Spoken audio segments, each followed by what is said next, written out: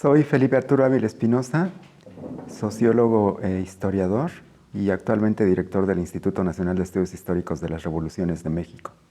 Bueno, yo estudié sociología en la Facultad de Ciencias Políticas y Sociales de la Universidad Nacional Autónoma de México.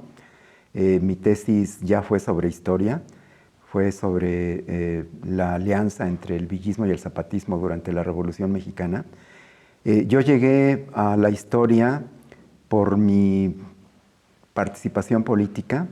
Desde la preparatoria, yo estuve en la Escuela Nacional Preparatoria número 1 de la UNAM. Comencé a participar en grupos políticos de izquierda. En la facultad también mantuve mi militancia. Y en la época en la que yo estudiaba en la universidad había una fuerte vinculación de la universidad con luchas populares, sobre todo con movimientos sindicales y con luchas campesinas.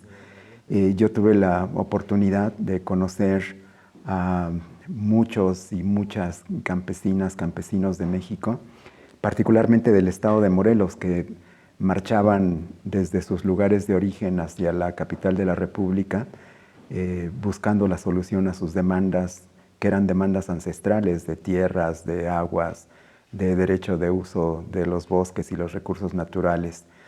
Y me tocó a mí conversar con viejitas y con viejitos que habían participado en la revolución, que ya estaban muy grandes de edad y que sin embargo tenían muy vivos sus recuerdos.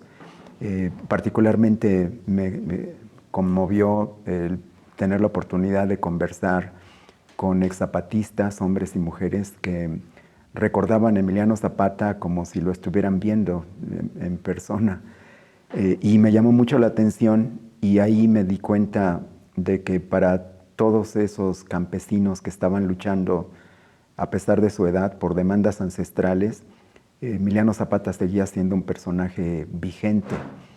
De hecho, todavía a mí me tocó escuchar algunas de las últimas leyendas en la década de 1980, de que Zapata no había muerto en Chinameca, de que se había mantenido una leyenda popular en donde la gente no se resignaba a aceptar que Zapata hubiera sido asesinado y lo seguía teniendo presente en su pensamiento, en su imaginario colectivo, y seguía siendo un referente. Ahí me di cuenta de que para entender y para ayudar a esas luchas de esos campesinos que yo estaba viendo con mis ojos, tenía que entender a Emiliano Zapata, y por eso es que yo me puse a estudiar a Emiliano Zapata como una necesidad de poder entender mejor lo que planteaban esos campesinos en lucha en los años 80. Y por eso me decidí a estudiar el zapatismo, que siempre me llamó la atención, me parecía el movimiento más auténtico, más radical, más plebeyo, más completo, el que había propuesto un proyecto de nación distinto al que finalmente resultó durante la Revolución y que sin embargo había sido derrotado, ¿no? Y justamente me propuse estudiar por qué había sido derrotado el zapatismo, por qué el villismo no pudo triunfar, cuál había sido la razón por la que estas dos grandes revoluciones campesinas no pudieron tomar el poder y no pudieron construir el proyecto de nación por el que estaban luchando. Y lo hice justamente en lo que fue esta alianza entre el villismo y el zapatismo en la Soberana Convención Revolucionaria. Mi tesis de licenciatura fue sobre eso, sobre la fallida alianza entre el villismo y el zapatismo. Mi director de tesis fue mi querido maestro Adolfo Gili. Con él estuve trabajando varios años. Y de ahí pues ya me convencí de que no solamente era importante la sociología. Yo tenía una formación como sociólogo, había estudiado sobre todo una especialidad dentro de la propia carrera que era movimiento obrero. Era lo que tenía yo más presente en mi formación académica. Pero también a partir de esta tesis de licenciatura y de esta vinculación entre la sociología y la historia fue que finalmente me fui inclinando por la historia. Entré a hacer el doctorado en el Colegio de México, el doctorado en Historia, y también ahí continué con eso que había comenzado en la facultad. Mi tesis doctoral fue sobre los orígenes del zapatismo. Mi directora de tesis fue Romana Falcón. Y a partir de ahí, pues ya no pude dejar la historia. Me fui involucrando cada vez más. Salí del doctorado, entré a trabajar en el Instituto de Investigaciones Históricas de la UNAM. Estuve ahí cerca de 15 años trabajando. Mi especialidad ha sido Revolución Mexicana en distintos aspectos: villismo, zapatismo, maderismo como movimientos sociales, también constitucionalismo, pero también he desarrollado otros tópicos: movimiento obrero durante el porfiriato y durante la revolución, organizaciones sindicales, prensa. También he incursionado en aspectos de vida cotidiana durante la revolución,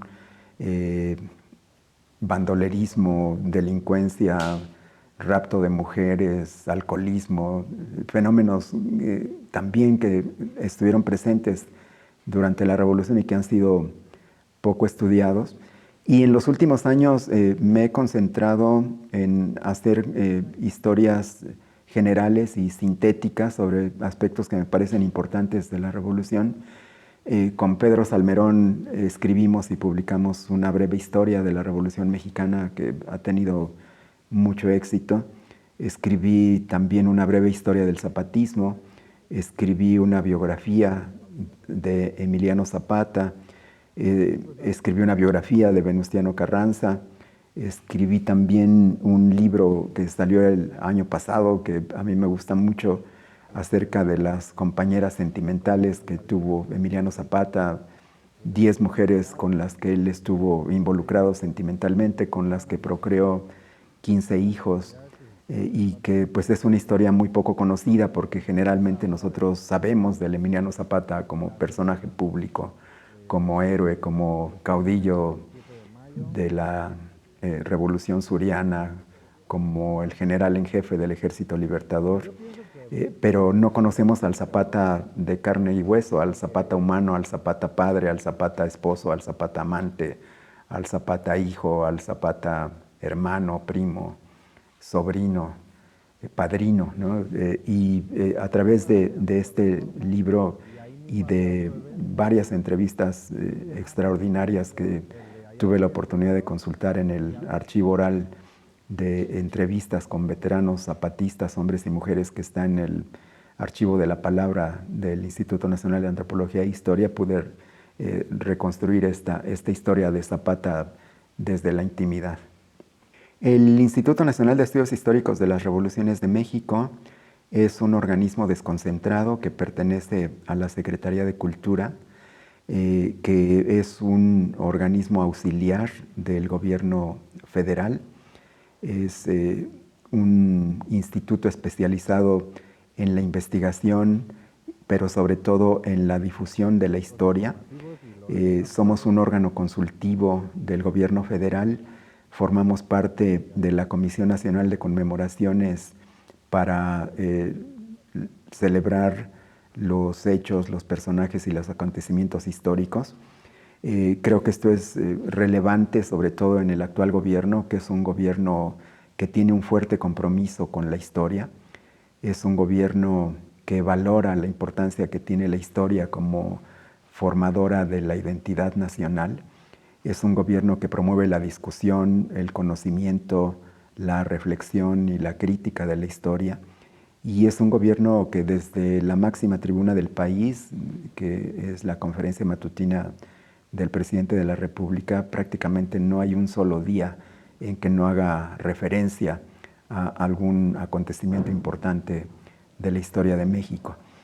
Me parece que los que nos dedicamos profesionalmente a la historia, y particularmente el instituto en el cual yo trabajo, nos sentimos muy afortunados de tener la oportunidad de colaborar en un gobierno como este, para el cual la historia es tan importante.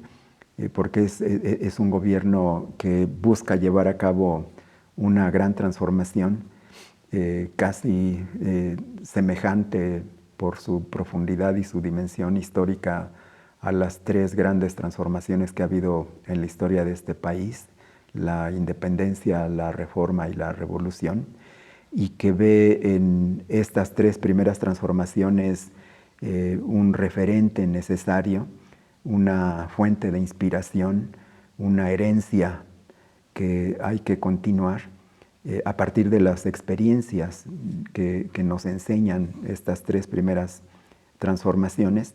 Y bueno, en el instituto lo que hacemos es promover el conocimiento amplio de la población mexicana en temas importantes de la historia nacional, desde un enfoque distinto. Tradicionalmente, la historia que nosotros hemos aprendido desde la primaria es una historia de grandes personajes, de héroes, casi siempre hombres, casi siempre blancos, casi siempre poderosos, casi siempre criollos o de herencia hispánica o europea, élites que tienen poder, que tienen dinero, que tienen privilegios. Y es una historia en donde no aparecen las clases populares, en donde no aparecen las mujeres. Paradójicamente, siendo la mayoría de la población, las mujeres no son protagonistas de nuestra historia, de la historia que nos han enseñado, de la historia que hemos aprendido. A nosotros nos interesa que se conozca la historia desde abajo, la historia de las mujeres, la historia de los indígenas, la historia de los campesinos, la historia de los trabajadores, la historia de los estudiantes, la historia de los niños, de las niñas, de los adolescentes, la historia de los maestros, la historia de los grupos populares, sobre todo a través de sus luchas, de sus resistencias.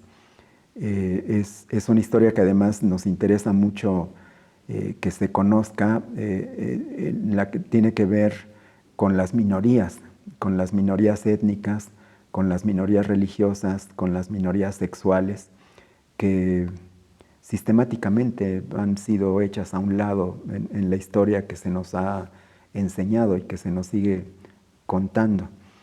Esto es a lo que nosotros nos hemos dedicado, particularmente en lo que va de esta administración. En 2019, que fue el año de Emiliano Zapata, el instituto realizó una enorme cantidad de actividades y eventos relacionados con esta gran efeméride. Hicimos libros, sacamos un micrositio sobre Emiliano Zapata que se puede consultar en nuestra página. Ahí hay libros clásicos del zapatismo, hay fotografías, hay corridos, hay imágenes, hay videos, hay una buena cantidad de contenidos para redes sociales en formatos de multimedia, pequeños videos que nosotros realizamos, en donde hemos tratado de presentar la importancia de la lucha zapatista y el ejemplo que nos sigue dando hoy día para muchos de los problemas actuales, ¿no? En 2020, que fue el año de Leona Vicario, al igual que en el de Zapata, nos concentró una buena parte de nuestras actividades, todo lo que tuvimos que hacer para relacionarlo con esta importantísima efeméride. Al igual que con Zapata, hicimos exposiciones que presentamos en lugares públicos. Aquí, por ejemplo, en la capital de la República, hicimos exposiciones que estuvieron expuestas en las rejas de Chapultepec, en el Zócalo de la Ciudad de México, en el Metro Zapata, en el Metro Pino Suárez, en el Metro Cuatro Caminos. Hicimos libros para niñas y niños ilustrados. El Plan de Ayala, por ejemplo, lo tradujimos a 10 lenguas originarias, porque también eso nos parece que es muy importante. Generalmente hablamos y pensamos y discutimos en español y no nos damos cuenta de que hay 15 millones de mexicanas y mexicanos que no se comunican en español y que no tienen a su acceso materiales impresos o hablados en sus lenguas, y pues es necesario incluirlos, que formen parte de nuestras audiencias de manera sistemática. Hicimos también una radionovela acerca de Emiliano Zapata con Radio Educación. Tenemos un programa de radio de historia en Radio Educación que se transmite los miércoles a la 1 de la tarde y que se retransmite los sábados a las 9 de la mañana, y que gracias a la red de radiodifusoras hermanas educativas y culturales que tiene Radio Educación, llega prácticamente a todos los estados de la República en radiodifusoras oficiales, públicas, de universidades o de instituciones educativas. Hemos hecho también una buena cantidad de entrevistas para radio y televisión con especialistas, y hemos realizado también cursos importantes para maestras y maestros que nos han pedido capacitaciones, que nos han pedido actualizaciones, que nos han pedido que hagamos seminarios y diplomados acerca de temas históricos. Y una experiencia que me gustaría también subrayar es que tuvimos la oportunidad de colaborar con el programa de Aprende en Casa. Con la pandemia tuvimos que encerrarnos y se tuvieron que suspender las clases presenciales, y de manera emergente la Secretaría de Educación Pública tuvo que sacar a través de la televisión privada y de la televisión pública pues una salida para tratar de que no se perdiera completamente el ciclo escolar. Y nos invitaron por parte de la Secretaría de Educación Pública para colaborar en los programas de cuarto, quinto y sexto de primaria, y de primero, segundo y tercero de secundaria de historia. Nos tocó hacer los guiones de las clases, nos tocó supervisar la grabación de cada programa, nos tocó dar clases. Algunos de nosotros que trabajan en el instituto se hicieron cargo, 4 personas que están conmigo, de clases para estos 6 años escolares de primaria y secundaria. Hemos también estado elaborando lecturas didácticas para apoyar a las maestras y los maestros de historia en primaria y en secundaria. El año pasado, por ejemplo, también la Presidencia de la República nos encargó coordinar un libro de Historia General de México que salió hace unos pocos meses, que se llama Historia del Pueblo Mexicano, que ha tenido una enorme difusión, que se está distribuyendo gratuitamente a todas y todos los normalistas del país y a todas y todos los maestros normalistas de este país.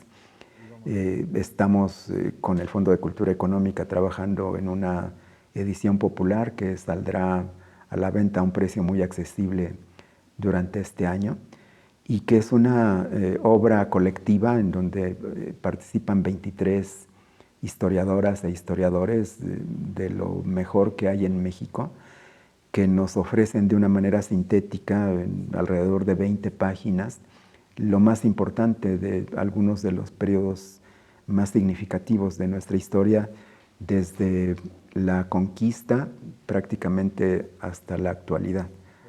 Es una obra que creo que es muy valiosa y que pues tuvimos la oportunidad de promover. Hemos estado también colaborando con otras instituciones, por ejemplo con la Secretaría de Gobernación. Formamos parte del comité asesor de la Comisión de la Verdad, que busca que se conozca lo que realmente pasó durante la llamada Guerra Sucia.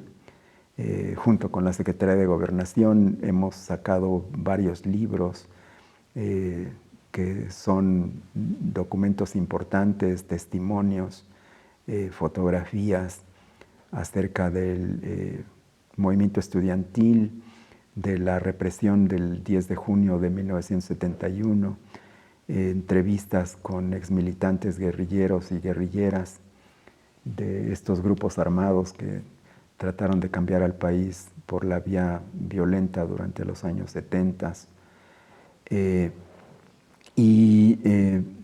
Además de esta importante colaboración, también tenemos mucho contacto con gobiernos de algunos estados de la República, como el de Veracruz, como el de Puebla, como el de Coahuila, como el de la Ciudad de México, del Estado de México, que nos han pedido que les ayudemos a organizar ciclos de conferencias, diplomados,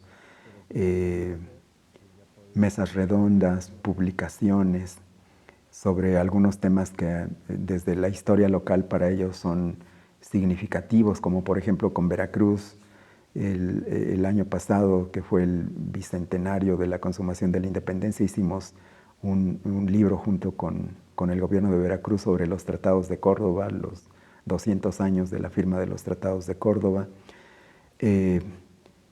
Y pues es una tarea que nos